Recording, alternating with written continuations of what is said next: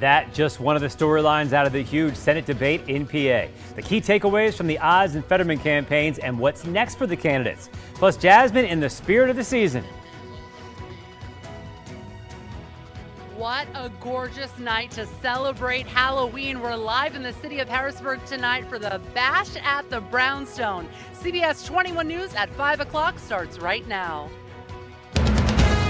Live from Central Pennsylvania, this is CBS 21 News at 5. Yes, so much discussion today following last night's Senate debate. Thanks for being here tonight at 5 o'clock. I'm Joel D. Smith. We have team coverage this evening covering all the fallout from the debate stage and what comes next. Our Michael Gorsinger following Dr. Oz as he returns to the campaign trail. Our Samantha York addressing the health concerns circulating around Democratic candidate John Fetterman. But we're starting with Sinclair's chief political correspondent, Scott Thuman, who's in York County, getting reaction from the voters after last night's debate. Scott. Yeah, Joel D., we hear it everywhere we go around the country. The economy, it is the #1 issue for people this midterm election cycle, and many of them looking to Washington for some sort of relief. Of course, solutions are harder to come by, and that's why the folks here in Pennsylvania know they could help resolve that. In York, Pennsylvania, there is a political tension in the air, sparring over Senate candidates. Democrat John Fetterman scrutinized over his health after a stroke, and Republican Mehmet Oz, known less for his political chops and more for his days as a TV doctor. At the Central Family Restaurant, the opinions are just as hot as the breakfast special. If you watched the debate last night, Fetterman was a robot, spewing all the stuff that he had memorized, if he could remember what he memorized. You know, Oz, how many people can afford to buy a home in Pennsylvania when he resides in New Jersey? And he seems like he's like a carpetbagger to me. Most here say they just want a stronger economy and safe democracy. They ought to even quit the Democrat and Republican completely. Look for the best man out there. The fight here getting so much attention, so much money, that outside groups are spending more than anywhere else, reportedly over $130 million, proof that this race is increasingly seen as a tipping point for control of Congress.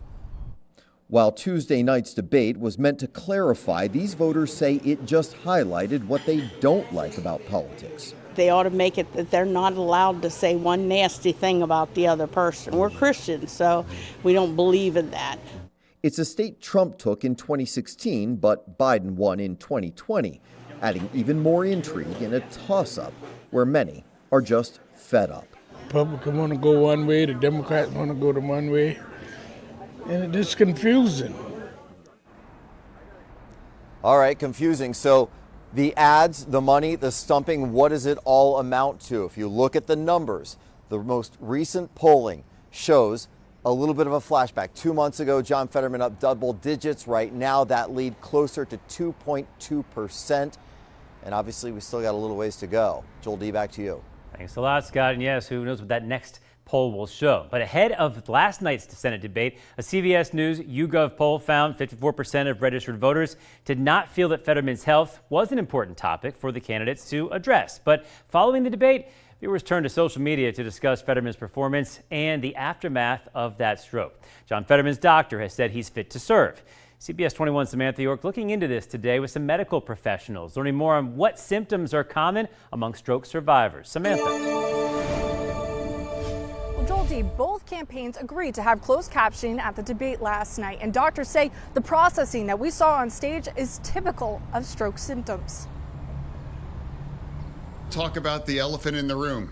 I had a stroke. John Fetterman setting the Senate debate stage right out of the gate, addressing the nearly fatal stroke he had over 5 months ago. I might miss some words during this debate, mush 2 words together, but it knocked me down, but I'm going to keep coming back up. It's because of his stroke, closed captioning accommodations were made, but viewers took to social media, some criticizing his performance. It's about helping young learners, be able to get a better start, getting off in the start of their life. And I do believe that, and I believe a majority of Americans support that as well, too. Very noticeable, the struggles that he had. The format was actually very quick. Other stroke patients go through a very similar thing. They're just not running for office. From a healthcare perspective, we're dealing with what is considered a disability. I am a part of the disability community. I work every day in the disability community. Aphasia affects a lot of folks. Yes, there were some times where he felt like he was disjointed in some of it, but he knew what he was talking about. Medical professionals say auditory processing disorder is common among stroke survivors. Which is why that closed captioning helps. It's that processing of when someone speaks or you hear sound, processing that within the neurons of your brain. Getting the brain to connect a thought to a word. Symptoms can last 6 months to a year or more, depending on the individual. In the old days, we used to think that the brain couldn't repair. Well, now we know that the brain has stem cells in it. Your brain has the ability to rewire itself, to redevelop the skills that you had before. Like all things in politics, it is an issue. Is it the deciding issue? No. If you followed his politics and supported his politics before, I would suggest you're supporting the same man. This was the only debate between the two candidates in a race with slim margins and an election 12 days away. Reporting live, I'm Samantha York, CBS 21 News. Great insight there, Samantha. Thanks. So one day after the debate, back to the campaign trail for Dr. Oz. A stop in Dauphin County focusing on combating crime. CBS 21's Michael Gorsinger live in Susquehanna Township with the Republican candidate for Senate and his plan to stop that spike in crime we're seeing here in PA. Well, Joel D, an endorsement from law enforcement ringing true for Dr. Fetterman and Oz. In fact, today, the Pennsylvania State Troopers Association hosting a rally supporting the Republican candidate for United States Senate. This comes after one day after the debate in which Oz pushed Fetterman on what he calls a, quote, soft stance on crime. Now law enforcement rallying behind him.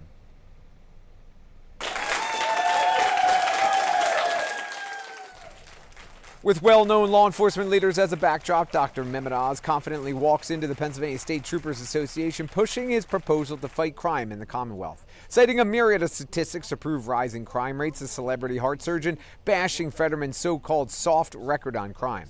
Crime fighting in the Republican candidate for Senate's mind starts with snuffing out fentanyl at the border. Illegal narcotics allowing the drug cartels to flourish, affecting crime even hundreds of miles away here in PA. Using Fetterman's work on the Board of Pardons, Oz also saying he disagrees with the push to allow more criminals to avert prison time and try to rehabilitate amongst the public. Finally, if elected, Oz says he would embolden law enforcement and prosecutors to arrest and prosecute criminals.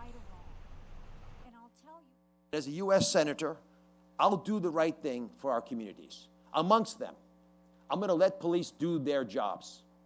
Just do your job. I want our prosecutors to do their jobs. With just 13 days until the election, the big guns are hitting the campaign trail. Former South Carolina governor and ambassador to the UN, Nikki Haley, joining this rally today. Now, on the other side of the aisle, stars coming out as well. Tonight, musician Dave Matthews will perform doing a Get Out the Vote rally in Pittsburgh in support of John Fetterman. Then the big boys in the political party for the Democrats coming out. In fact, President Joe Biden, along with Vice President Kamala Harris, will be in Philadelphia rallying and trying to raise money with the Pennsylvania Democrats. That on Friday night. Then next Saturday, President Biden, along with President Barack Obama, will also stump all across the state of Pennsylvania, trying to garner those last-minute votes for the Democratic side of the ticket. Live in Dauphin County, Michael Gorsinger, CBS 21 News. Let's get back to the debate. We're now joined by CBS 21 political insiders, Democratic strategist Mark Singal, Charlie Giroux from the other side over here. Let's start with how the candidates performed. For Fetterman, right from the start, he said he wouldn't be perfect. He's still recovering from that stroke.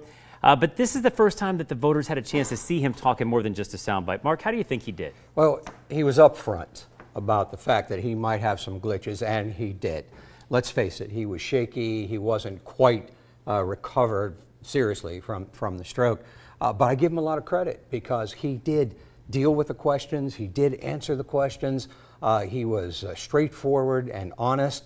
And I give him an awful lot of credit for walking into that fire, even though he was still slightly wounded. I think he did damn well, considering.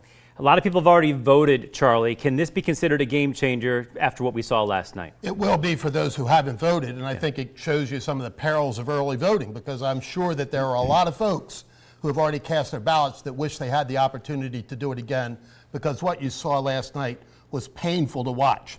And while Mark says he deserves credit for being there, and he didn't tell the truth. And particularly on the pivotal issue of his health, he refused flat out to release his medical records, and I think that may have been the telling moment of the debate. So Oz didn't have a perfect night either. What are some things that you think that the Democrats might pounce on? Well, I think the only real unforced error came from Oz. He was responding to the question of abortion, and he said, hey, look, I think it should be left to a woman, her doctor, and local political officials. That's absurd. I can see the TV ad that's being prepared right now on that issue. It's actually already out. Yes, it is. In response to that, it was part of his answer about states' rights, I think. Yeah, I mean, look, the clear thing here is the Dobbs case says let's send it back to the states. That was Dr. Oz's position. And you juxtapose that with John Fetterman, who believes that taxpayers ought to be paying for abortions. That is something that very, very, very few people believe in. Moving forward right now, if you were advising Fetterman, should he do more interviews? Get out and say, okay, listen, that wasn't a great night for me. I'm not a great debater, but listen to me. I'm okay. I'm ready to go. Not necessarily. I really do think that the effects of the stroke are still with him. Okay. And God bless him, you know, he's slugging through it and so on. But slug it out the way you have been doing so far. Raise money, get your points across, get the ads out on TV. He's raised $1 million since last night, we've heard already. We're going to hear much more from you guys coming up at 5:30. But for now, let's head over to Chief Meteorologist Tom Russell. All right, a little break from politics. We'll talk weather. We can all agree that we're ready to see some sunshine again. Let's go ahead and check it. We're starting